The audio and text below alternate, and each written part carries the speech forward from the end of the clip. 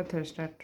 कथाटिए कहूँ कथाटिए कहूँ किस कथा बेंगुली कथा कि बेंग ठुरा बेंग कि ठुरा ब्राह्मण मरा कि ब्राह्मण शुद्ध ब्राह्मण कि शुद्ध पिठा मध्य कि पिठा ताଳ गईठा कि ताଳ सोरिष माଳ कि सोरिष अण सोरिଷ कि अण किया बण कि किया रजाड़िया कि रजा खंडी खजा कि खंडी मिरिग लंडी कि मिरिग झाड़ मिरिग कि झाड़ कंटा बाड़ कि कंटा कानकोड़ी कंटा जहीरे लागिव लुगा पटा।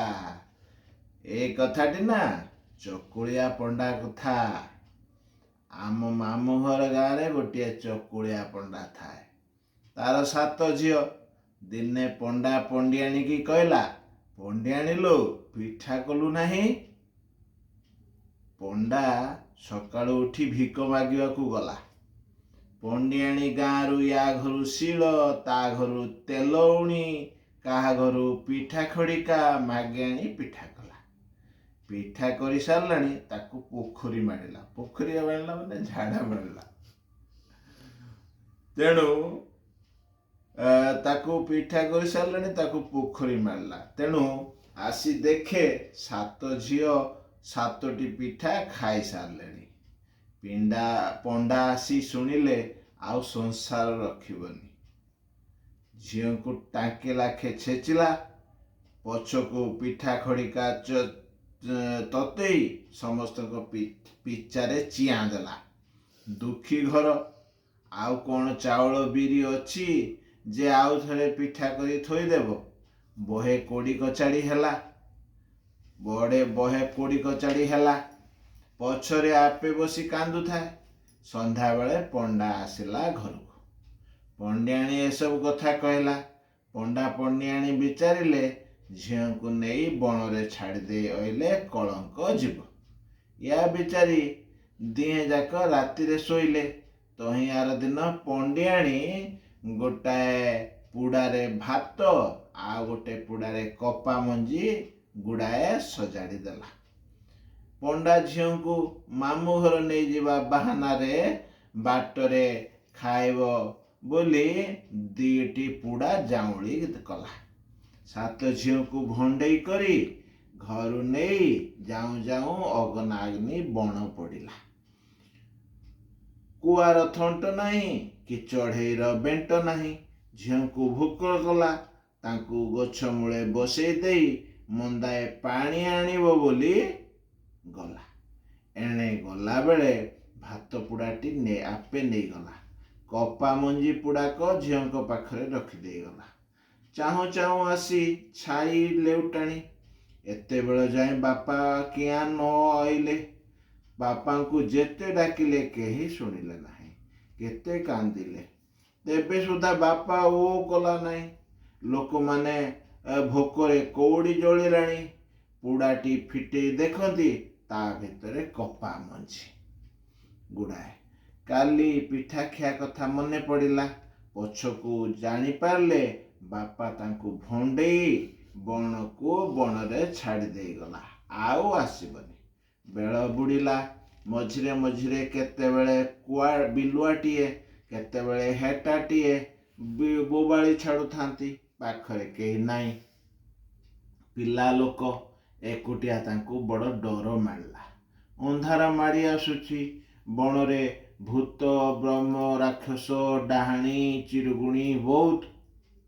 पछकू पाटी करी कांदी कांदी थकिलेणी। गोटाए गछ उपरे 7 भौणी जाक चढ़िले। डाଳରେ बसी तुनी होई आखिरु टोपाए लेखाएं लुह गड़ौ थांती। रातिरे सेठी किए अछि जे पाटी करी कांदिले कांद शुणी दौड़ी आसिबो। से देशर रजा जाइथिले पारिथिकी। लेउटू आसु आसु बेल बुड़ी गला। घोड़ारे चढ़ीचंती। से गछरे तले जाऊं जाऊं श्रीअंगरे टोपाए पानी गछरु पड़िला। रजांकु कौं कथा अपूर्व। ସାଙ୍ଗରେ ପାତ୍ର ମନ୍ତ୍ରୀ ସାଧବ କଟୁଆଳ ଗୌଡ଼ ଭଣ୍ଡାରୀ ସମସ୍ତେ ଅଛନ୍ତି। ସେଇକ୍ଷଣି ଦେଖୁଣିଆକୁ ଦେଖେଇଲେ, ଚାଖୁଣିଆକୁ ଚଖେଇଲେ। ଠିକ୍ ହେଲା, ସେ ଟୋପାକ ପାଣି ନୁହେଁ, ମଣିଷ ଆଖି ଲୁହ। ଗଛ ଉପରକୁ ଚାହିଁଲେ 7ଟି ଝିଅ ବସି କାନ୍ଦୁଛନ୍ତି। ରଜା ଆଜ୍ଞା ଦେଲେ 7 ଭଉଣୀ ଯାକକୁ ଗଛରୁ ଓହ୍ଲେଇ ଦିଅ। ସେଥିରେ ରଜା କହିଲେ, କିଏ କି କାମ କରିବ କୁହ, ଆମେ ତୁମକୁ ତୁମକୁ ନଅରରେ ନେଇ ଡକେଇବା। ବଡ଼ ଭଉଣୀ କହିଲା, ମୁଁ ଚାଉଳ ବାଉଁଶିଆଟିଏ ଭାତ ରାଣ କଲେ 9 ଯାକ ଚତୁରଙ୍ଗ ଖାଇଲେ ସରିବ ନାହିଁ। ତା ତଳ ଝିଅଟି କହିଲା, ମୁଁ ପିଠଉ ପିତ୍ତଳକେ ପିଠା କଲେ 9 ଯାକ ଚତୁରଙ୍ଗ ଖାଇଲେ ସରିବ ନାହିଁ। ତଇଁ ଆରକ କହିଲା, ମୁଁ ହଳଦୀ କାଠୁଆଏ ବାଟି ଦେଲେ 9 ଘର ଚତୁରଙ୍ଗ ଲଗାଇଲେ ସରିବ ନାହିଁ। ଆଉ ଜଣେ କହିଲା, ମୁଁ ହାଣ୍ଡିଏ ତିଅଣ ରାନ୍ଧିଲେ ସରିବ ନାହିଁ। ଏମିତି 6 ଭଉଣୀ 6 କଥା କହିଲେ। ପଛକୁ ସବା ସାନ ଭଉଣୀଟି କହିଲା, ମୁଁ ବିବାହ ହେଲେ ଉତ୍ତମ ସୁନ୍ଦର 7 ପୁଅ ସୁନା ନାକି ଝିଅ ଜନ୍ମ କରିବି। ରଜା ସବୁ ଭଉଣୀକୁ ନଅରକୁ ନେଲେ। ଯେଝା କହିବା ଅନୁସାରେ ଆଡ଼ତି ପତ୍ରରେ 6 ଭଉଣୀ ଯାକକୁ ରଖି ସବା ସାନ ଭଉଣୀଟିକୁ ପାଟରାଣୀ କଲେ। ଦିନ କେତେ ଗଲାରୁ ରାଣୀଙ୍କର ଗର୍ଭ ହେଲା। ରଜା ସବୁବେଳେ ଦରବାର କରୁଥାନ୍ତି। ରାଣୀଙ୍କ କଥା ଠାରୁ ନ ଉଠେ ବର, ଧରାଧରି କରି ବାହା କର। ରାଣୀ ଯେଉଁଠି ବସନ୍ତି ଆଉ ଉଠି ପାରନ୍ତି ନାହିଁ। ରଜାଙ୍କୁ ଦେଖିଲେ କେତେ ଉଶ୍ୱାସ ଲାଗେ। ରାଣୀଙ୍କର ସ୍ୱାଦ ଖାଇବାକୁ ମନ ହେଲା। କେତେବେଳେ ଶୁଖୁଆ ରାଇ ଟିକିଏ, କେତେବେଳେ ମୂଳା କାଞ୍ଜି ଟିକିଏ, କେତେବେଳେ ଦୁଧ ଛେନା ଟିକିଏ। ଯାହାକୁ ଯେତେବେଳେ ମନ ହୁଏ ରଜା ଘଡ଼ିକେ ସବୁ କଥା ଆଣି ଥୋଇ ଦିଅନ୍ତି। ରଜା ଘର ତାଙ୍କୁ କି କଥା ଅପୂର୍ବ। ସ୍ୱର୍ଗରୁ ତ ତୋରା ଘିନି ଆସିବେ। ଚାହୁଁ ଚାହୁଁ ଆସି 10 ମାସ ପୁରିଲା। ରଜା ତ ସବୁବେଳେ ଉଆସରେ ରହିପାରିବେ ନାହିଁ, ଦରବାରକୁ ଯିବେ। ପାତ୍ର ମନ୍ତ୍ରୀ କଟୁଆଳ ସଙ୍ଗେ ମାମଲା ବୁଝିବେ। ଆମେ ସିନା ଗୋରୁ ଚରାଉଁ, ସେ ପରା ମଣିଷ ଚରାନ୍ତି। ସେ ଏବେ କାହୁଁ ରାଣୀଙ୍କ ପାଖରେ ସବୁବେଳେ ବସି ରହିବେ। ପଛକୁ ରଜା ଦରବାରକୁ ଗଲାବେଳେ ଖଣ୍ଡିଏ ବଇଁଶୀ ରାଣୀକୁ ଦେଇଯାଆନ୍ତି। ରାଣୀ ଯେତେବେଳେ ଦୁଃଖ ପାଇବେ, ଏ ବଇଁଶୀ ବଜେଇଲେ ରାଜା ତାଙ୍କ ପାଖକୁ ଆସିବେ। ରାଜା ଏହା କହି ଦରବାରକୁ ଗଲେ। ରାଣୀଙ୍କୁ ତ କହିଲେ, କାଳେ ଏକଥା ମିଛ ହୋଇଥିବ, ଏହା ବିଚାରି ରାଜା ଦରବାରକୁ ଯାଇଛନ୍ତି। ରାଣୀ ଦିନେ ମିଛରେ ବଇଁଶୀଟିକୁ ବଜେଇ ଦେଲେ। ରଜା ଆସି ଯେମିତି ବଇଁଶୀ ବାଜିଲା ଶୁଣିଲେ, ସେଇ କ୍ଷଣି ଉଆସକୁ ବାହାରି ଆସିଲେ। ରାଣୀଙ୍କୁ କିଛି ଦୁଃଖ ସୁଖ କିଛି ନାହିଁ, ଥିର ହୋଇ ବସିଛନ୍ତି। ରାଣୀকে ପଚାରିଲେ, କି ହୋ, କାହିଁକି ମୋତେ ଡକାଇଲ? ତୁମେ ତ ଇଏ ଲାଗେ ଦୁଃଖ ପାଉନାହ। ରାଣୀ କହିଲେ, ବଇଁଶୀ ବଜେଇଲେ ତୁମେ ସତରେ ଆସିବ କି ନାହିଁ ଏ କଥା ବିଡ଼ିବା ପାଇଁ ବଇଁଶୀ ବଜେଇଦେଲି। ଏବେ ଜାଣିଲି ତୁମ କଥା ସତ। ରାଜା ଏହା କଥା ଶୁଣି ଫେରିଗଲେ। ଏ କଥା ମନେ ଥାଏ। ଦିନେ ସତକୁ ସତ ରାଣୀ ଦୁଃଖ ପାଇଲେ। କେତେ ଶୂଳ ଯାଉଥାନ୍ତି, ସେ ସୁକୁମାର ଦେହରେ ଏହା କି ସହେ। ରାଣୀ ସେତିକି ବେଳେ ରଜାଙ୍କୁ ସୁମରି ବଇଁଶୀ ବଜେଇଲେ। ରଜାଙ୍କର ତ ଆଗ କଥା ମନେ ଥାଏ। କହିଲେ, ରାଣୀ ପରିହାସରେ ବଇଁଶୀ ବଜଉଛନ୍ତି। ଏ କଥା ବିଚାରି ରାଜା ଅଇଲେ ନାହିଁ। ରାଣୀ ଏକାଥରକେ 7ଟି ଉତ୍ତମ ପୁଅ ଆଉ ଗୋଟିଏ ସୁନା ନାକି ଝିଅ ଜନ୍ମ କଲେ। ଏଣେ ଫେରେ ଏକା ମା ପେଟର 7 ଭାଇ ଭଉଣୀ। ସେଥିରୁ 6ଟି ହେଲେ ରାଜାଙ୍କ ପୋଇଲି, ଗୋଟିଏ ହେଲା ପାଟରାଣୀ। ଫେର ଯେ ହେଲା ପାଟରାଣୀ, ସେ ସବୁଙ୍କଠୁ ସାନ। ୟା କି ରକ୍ତ ମାଂସ ଦେହ ସହେ। ମନେ ମନେ 6 ଭଉଣୀ ରବେଇ ଖବେଇ ହେଉଥାନ୍ତି। ସାନକୁ ଗାଳି ଦେଇ ଧର୍ମ ଦେବତାକୁ ସାକ୍ଷୀ ଦିଅନ୍ତି। ନୀତି ତା ନାଁରେ ସନ୍ଧ୍ୟା ଦୀପ ବସାନ୍ତି। ଆପଣା ଭିତରେ ବିଚାରି ହେଉଥାନ୍ତି, ଥରେ ହେଲେ ଏକୁ ଆମେ କଳରେ ପାଇବା ଯେ ତେବେ ଆଚ୍ଛା କରି ଚେଙ୍କେ ଦେବା। ପିଲାଏ ଜନ୍ମ ହେଲେ, ଫୁଲ ପଡ଼ିଲା, ରାଣୀଙ୍କ ଚେତା ବୁଡ଼ିଲା। 6 ଭଉଣୀ ଯାକ ସେତେବେଳେ କ'ଣ କଲେ ତା ଆଗରୁ ସେ 8ଟି ଯାକ ପିଲାକୁ ନେଇ 8ଟି କାଠ କଣ୍ଢେଇ ଥୋଇଦେଲେ। ପିଲାଙ୍କୁ ନେଇ ଖତ ଗଦାରେ ପୋତି ପକେଇଲେ। ରାଣୀ ଫେରେ ଚେତା ପାଇଲେ, ଦେଖିଲେ 8ଟି କାଠ କଣ୍ଢେଇ ଜନ୍ମ କରୁଛନ୍ତି। ଏହା ଦେଖି ତାଙ୍କ ବୁକୁ ଫାଟିଗଲା। ରାଜାଙ୍କର ପୁଅ ହେବ ବୋଲି କାହିଁ ବାଇଜି, କାହିଁ ଶଙ୍ଖ, କାହିଁ ତେଲିଙ୍ଗି ବାଜା, କାହିଁ ନାଟ ହେଉଛି, ବୁଝିଲା ବେଳକୁ 8ଟି କାଠ କଣ୍ଢେଇ। ଯିଏ ଶୁଣିଲା ସେ ଅନାପସନ୍ଦ ଅପସନ୍ଦ କଲା, ଯିଏ ଶୁଣିଲା ସେ ମୁଣ୍ଡରେ ହାତ ଦେଲା। ସମସ୍ତେ ଛି ଛି କଲେ। ଚମ ବାଇଦ କୋଷେ, ତୁଣ୍ଡ ବାଇଦ ସହସ୍ର କୋଷେ। ରାଜ୍ୟ ଯାକ କଥା ହୁରି ପଡ଼ିଗଲା। ରାଜା ଏକଥା ଶୁଣିଲେ ସତକୁ ସତ ଆସି ଦେଖନ୍ତି ଯେ ଏପରି ସମାଚାର। ତାଙ୍କୁ ଏକଥା ବଡ଼ ସରମ ଲାଗିଲା। ପାତ୍ର ମନ୍ତ୍ରୀ ସମସ୍ତଙ୍କୁ ଡକାଇଲେ। ପଛକୁ ରାଜାଙ୍କ ଆଜ୍ଞା ହେଲା ଯେ ରାଣୀକି ଲାଣ୍ଡି କରି ଘୋଡ଼ାଶାଳରେ ରଖ। ସେ ଘୋଡ଼ା ଲଣ୍ଡି ପୁଛୁ। ସେତେବେଳେ ଯେ କହିଲେ, ରାଜା ତ ସହଜ ଅବୁଝା, ସିଏ କି ଆଉ ଶୁଣନ୍ତି। ପଛକୁ ସେଇ କଥା ହେଲା। ରାଣୀ କାନ୍ଦି ବୋବେଇ ଆପଣା କର୍ମ ଆଦଳି ଘୋଡ଼ାଶାଳରେ ପଡ଼ିଥାନ୍ତି। ଯିଏ ଚାହୁଁଥାଏ ସେ ପଦେ ଉଲୁଗୁଣା ଦଉଥାଏ। ରାଜା ଘରେ କ'ଣ ସେ ଭୋଗ କରୁନଥିଲେ। ଏଡ଼େ ଭାଗ୍ୟ ଯେ ପାଟ ପିତାବରୀ ପିନ୍ଧି ହଗି ଯାଉଥିଲେ, ଘିଅରେ କୁଳୁକୁଚା କରୁଥିଲେ। ହଗି ଗଲେ ସୁଦ୍ଧା ଟେରା ବାଡ଼ ପଡ଼ୁଥିଲା। ଏବେ ଫେରେ ଏତେ ଅବସ୍ଥା ଭୋଗ କଲେ। ଏଣେ କ'ଣ ହୋଇଛି, 6 ଭଉଣୀ ଯାକ ତ ଖତ ଗଦାରେ 8ଟି ଯାକ ପିଲା ପୋତି ଦେଇ ଆସିଲେ। ଖତ ଗଦାରୁ କୁକୁର ତାଙ୍କୁ ଗିଳିଦେଲା। କୁକୁର ଯାଇ ସେ ପିଲାଙ୍କୁ ପୋଖରୀରେ ବାନ୍ତି କଲା। ପିଲାଏ ସେତେବେଳେ ବଞ୍ଚିଥାନ୍ତି।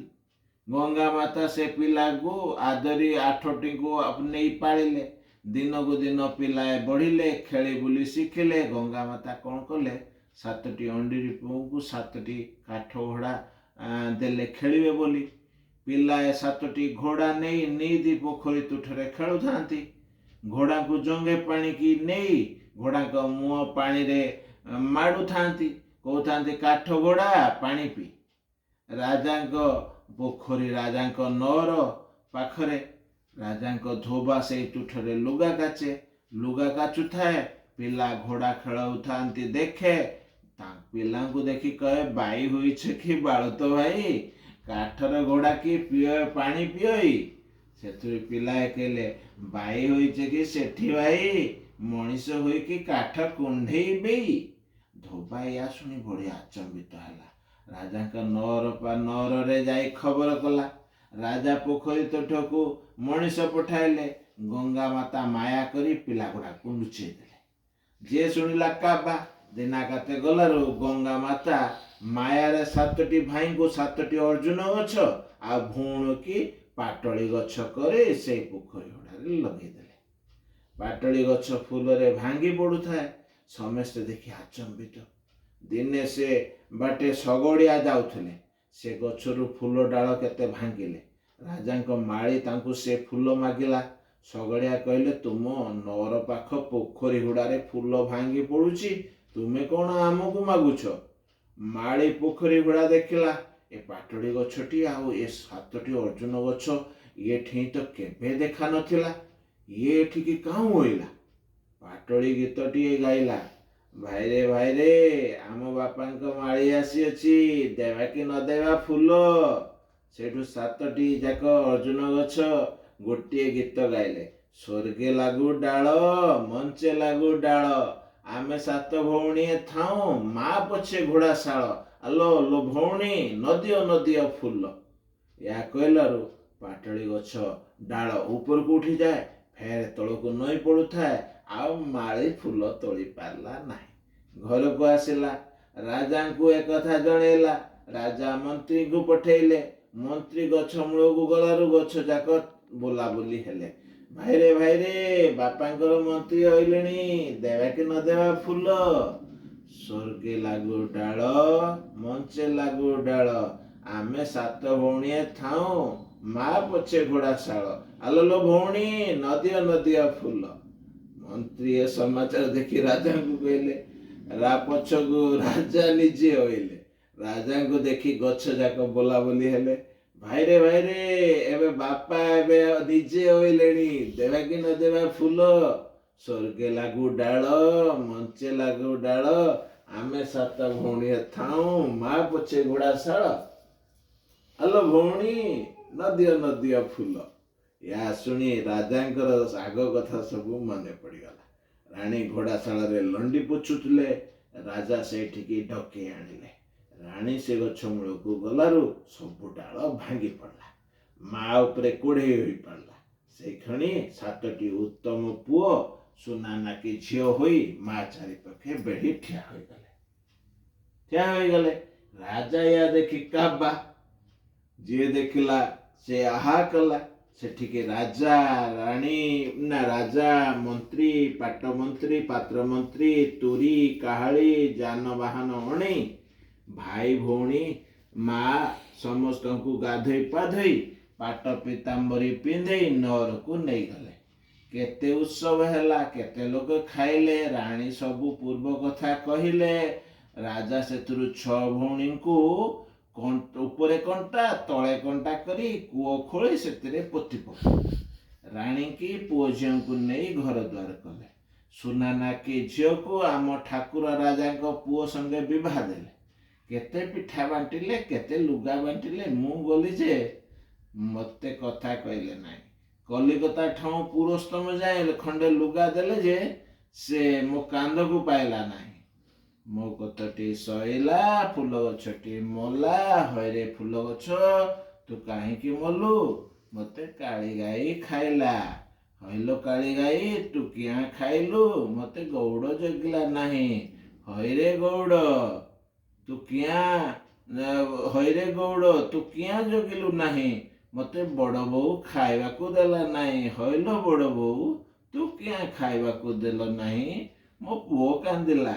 ହଇରେ ପୁଅ ତୁ କିଆଁ କାନ୍ଦିଲୁ? ମତେ ଧୂଳିଆ ଜନ୍ଦା କାମୁଡ଼ି ଦେଲା। ହଇରେ ଧୂଳିଆ ଜନ୍ଦା ତୁ କିଆଁ କାମୁଡ଼ିଲୁ?